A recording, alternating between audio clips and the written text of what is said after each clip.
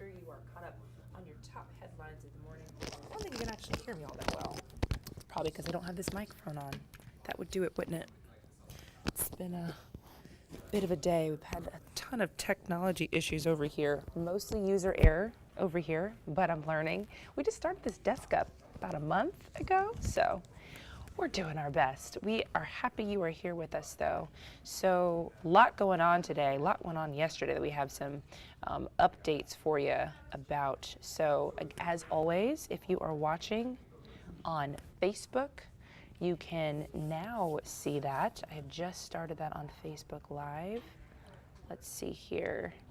And we should be on YouTube as well. Yes, we are.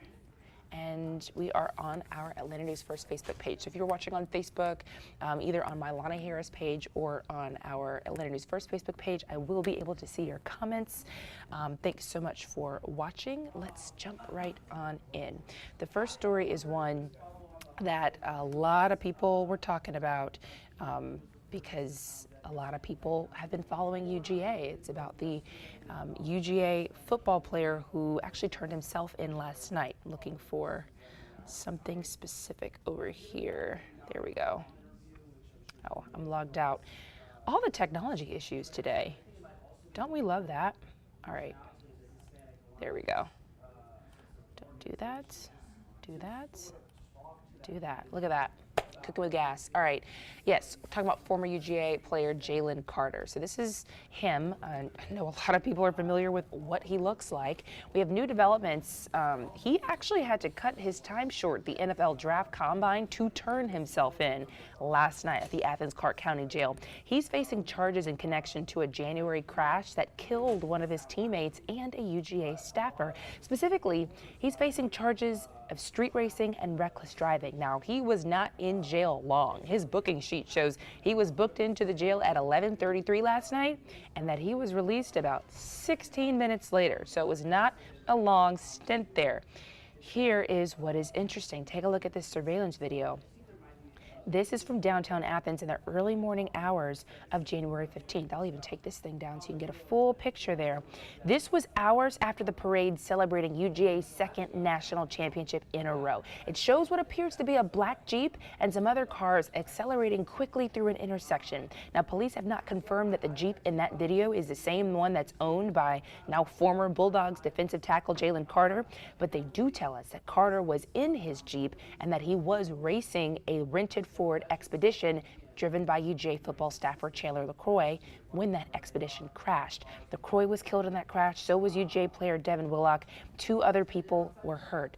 So now toxicology reports show that LaCroix's blood alcohol concentration was nearly 2.5 times the legal limit, and that at one point she was driving 104 miles an hour.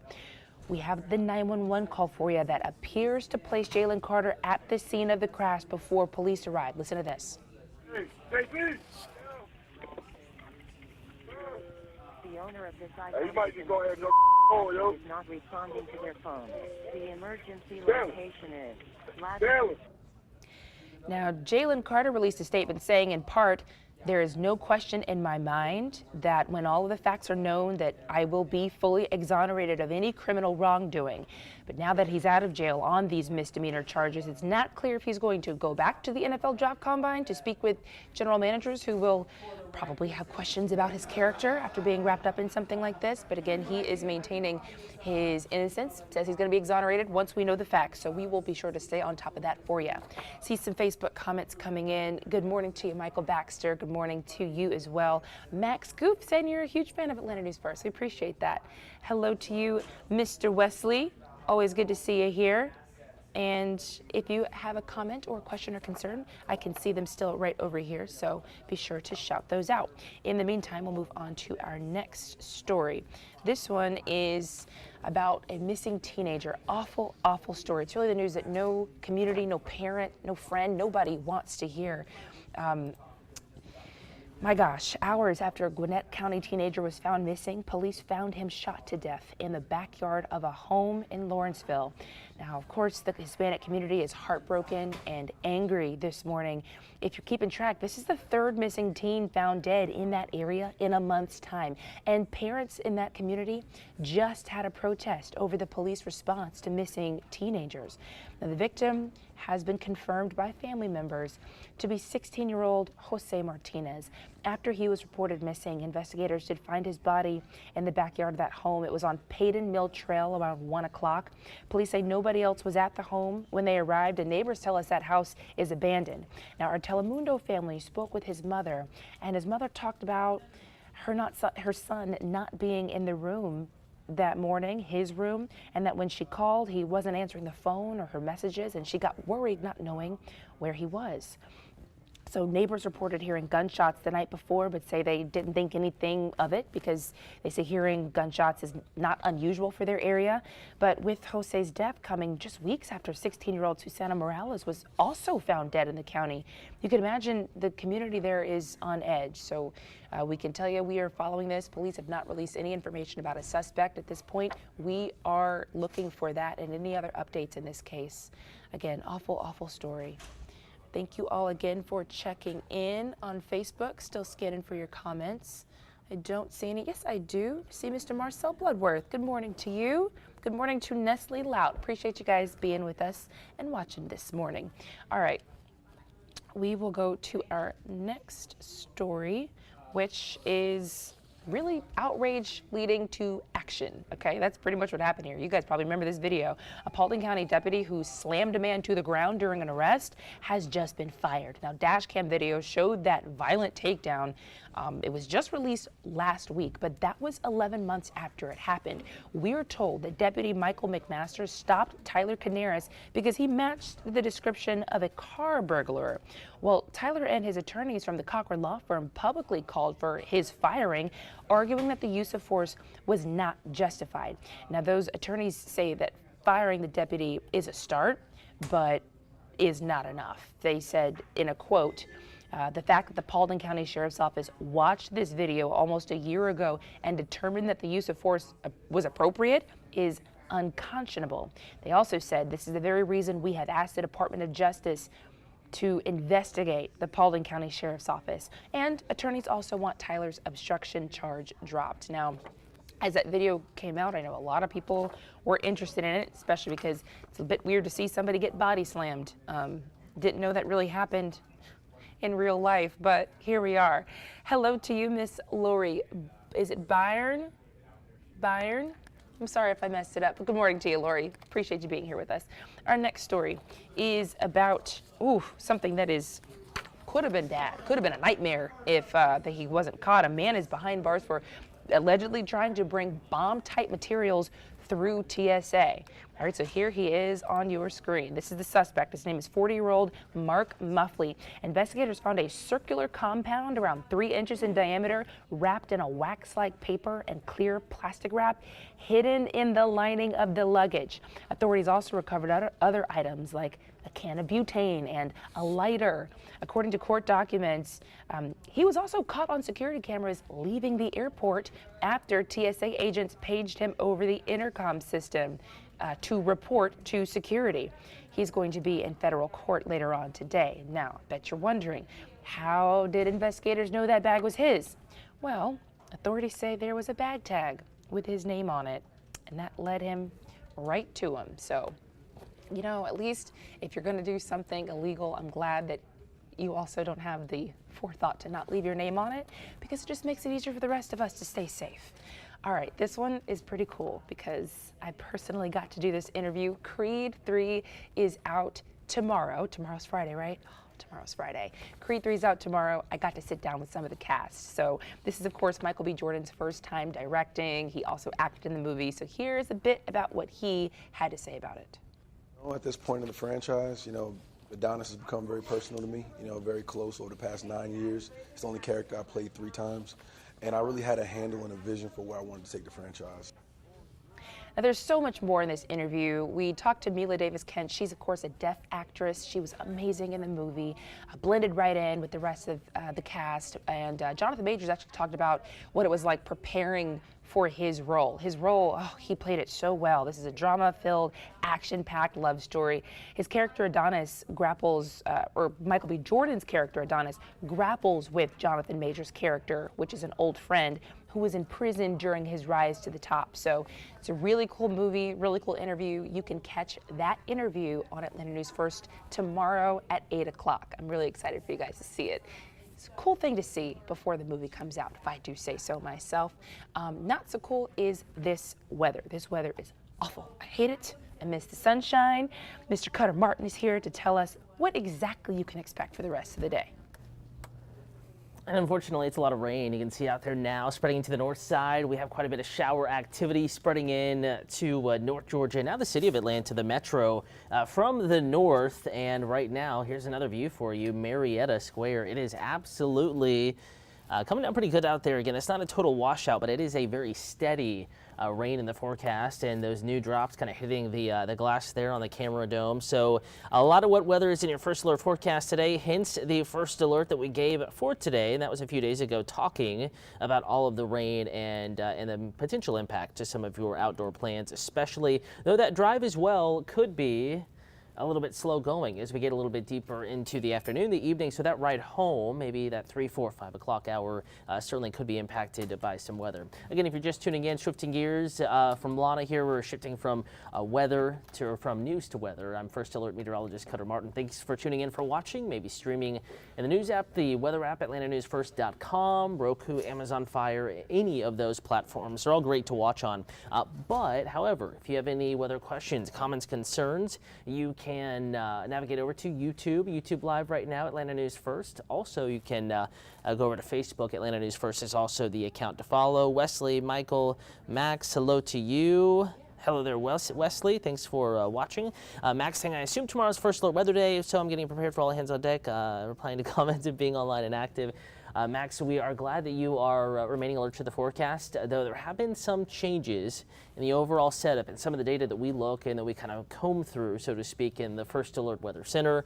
So yes, tomorrow is a First Alert Weather Day for now, but we may pare that down. We still want you to be alert to the possibility of a couple strong to severe storms, but in reality, it looks like that risk of widespread severe weather is decreasing as that storm system approaches and as we get better and better data. Now, on that note, let's go ahead and transition back to the forecast. Going to open up my weather computer here. Just bear me just a second, and we'll hop on and transition to that forecast. But the first alert for today, what we have going on hour by hour, as well as a look ahead to what we have going on through the rest of the day. Let's start with radar. Again, we have quite a bit of rain, not just in Atlanta, but the entire I-20 corridor. Max saying, you bet I'm going to be on high alert today and tomorrow. Well, glad you're watching, man. And again, no reason to be scared of the weather or anything like that. Today is just a day that's wet.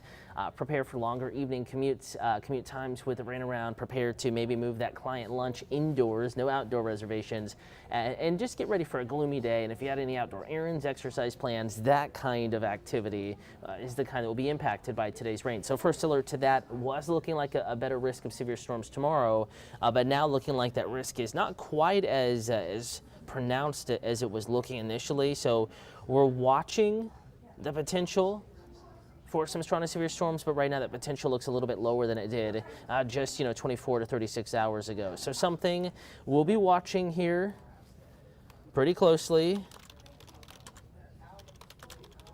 in the First Alert Weather Center, and right here at Atlanta News First. Again, just kind of typing away here, getting situated on my weather computer so that we can have everything ready for you all. And again, first alert, that is the theme initially. Rainy afternoon is underway. We'll kind of zoom down in, give you a tighter look of the city of Atlanta, Metro Atlanta, and North Georgia. Notice how much rain we have to get through off to our west and northwest. This is all moving in the direction of North Georgia, so a soggy afternoon is on the way. We're looking at nearly 100% rain coverage at the moment. And while not that heavy, it's a steady rain. It's soaking everything, and it's not really letting setting up. There aren't too many breaks in this particular setup, so we're looking at widespread rain continuing. You know, if you time this out and calculate how fast it's moving versus how far away the steadiest rain is, we're talking, you know, at least a few hours of widespread steady rain from Gainesville to Canton, Rome, Cedartown, Carrollton, inside the perimeter, city of Atlanta up to Buckhead, West Midtown. It's raining everywhere inside the perimeter now in many areas outside of the perimeter along that I-20 corridor and points north. So from Carroll County to Douglas County, all of Fulton County, much of Clayton County, much of Henry County, DeKalb County, Rockdale County, Conyers area down to Covington, and over towards Grishamville, getting over into the Augusta area. Along and north of that line, rain is pretty steady. It is heaviest, though, in Ellijay, the mountains of North Georgia, Helen, Ivy Log, Cisco, Blairsville. Rain is falling pretty heavily at the moment. Maybe not a downpour, but certainly a very steady rain, a puddle-making rain. And there is more of this off to the west and to the northwest. Huntsville, down to Coleman and Birmingham. These areas have already been soaked with heavy rain. And yesterday evening and last night, we had severe storms impact parts of North Alabama, producing tornadoes, perhaps some hail, as well as heavy rain. So this is kind of round 2 to 3 for them.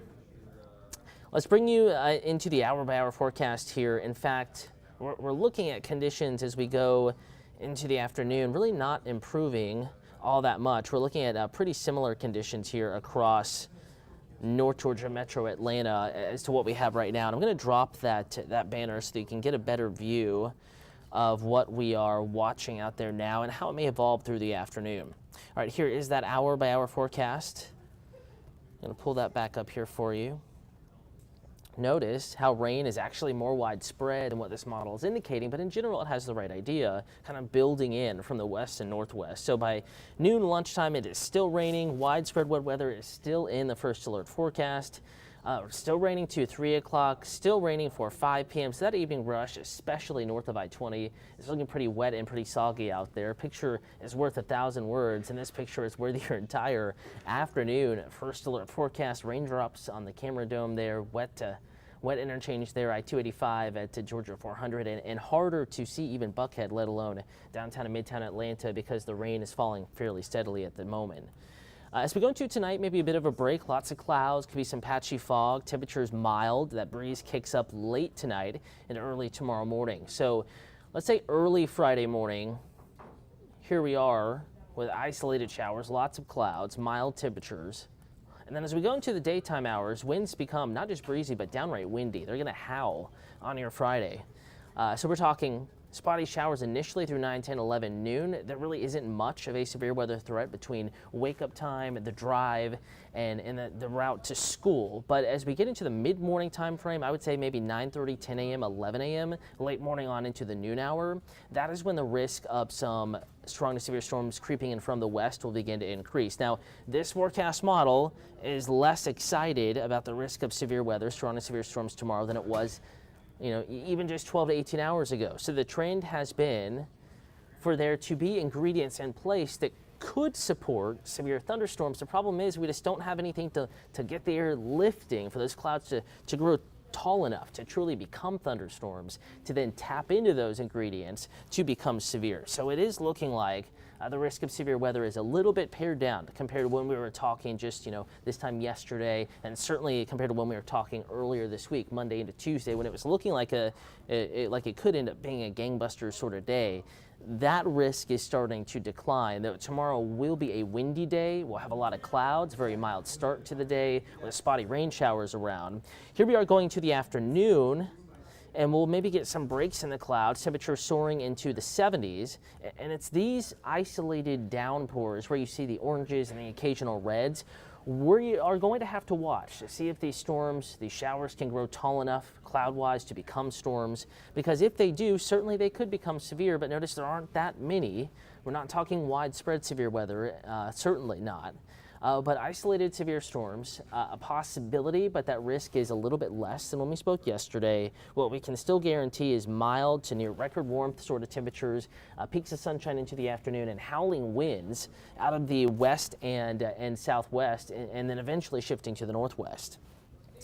Chatting with folks on Facebook. Can't show you the comment feed, excuse me, but watching the feed. Carlston, Stan Hatcher, good morning to you. Thanks for watching. Thanks for sharing the story. You guys are the best ever. Thank you, and I'll pass that along to Ella. Ella's saying hey, or she's saying hey to Ella. I'll be sure to pass that along to her. Again, thank you for watching. I'm First Alert Meteorologist Cutter Martin. Ella Dorsey, Rodney Harris have been here all night and early this morning with the storms that we had move in last night and earlier today. And now we're looking ahead to that potential for storms on your Friday. Again, hour by hour forecast. We'll roll it back for you if you're just now joining. Friday's really the day to watch in that 7-day outlook. Late tonight, early tomorrow morning, we're pretty quiet. Maybe a spotty rain shower or two, lots of clouds and breezy. So out the door, that pivotal kind of 5 to 8 or 9 window when everyone's trying to get kids to school and get to the job, run the errands, carpool, grab donuts for the family. You know, Friday treat if you're lucky, right? That time of day is going to be mostly cloudy, kind of muggy for the time of year, mild, and it will already be breezy, gusting 20 to 30 or so out the door tomorrow morning. Now, hour by hour forecast as we get a little bit deeper into the mid to late morning hours. I think spotty rain possible, not a washout. Peaks of sunshine into the afternoon, and then we watch that band of scattered showers, perhaps a couple of embedded thunderstorms approaching mid to late morning, I think by 11 a.m. or so, noon, 1, 2 p.m. And it's within that band you see approaching Canton, Carrollton, LaGrange, Gainesville, Ellijay, according to this model, by about 2 p.m. It's that band we're going to be watching for the potential of a couple isolated storms becoming strong enough to kind of take advantage of the ingredients that are in place to produce some severe weather. Wind gusts 60 to 70, large hail and isolated tornado can't be ruled out. But all that being said, it does look like the risk of severe weather a little bit lower than it was looking like when we spoke yesterday, and certainly compared to when we spoke 2 to 3 days ago.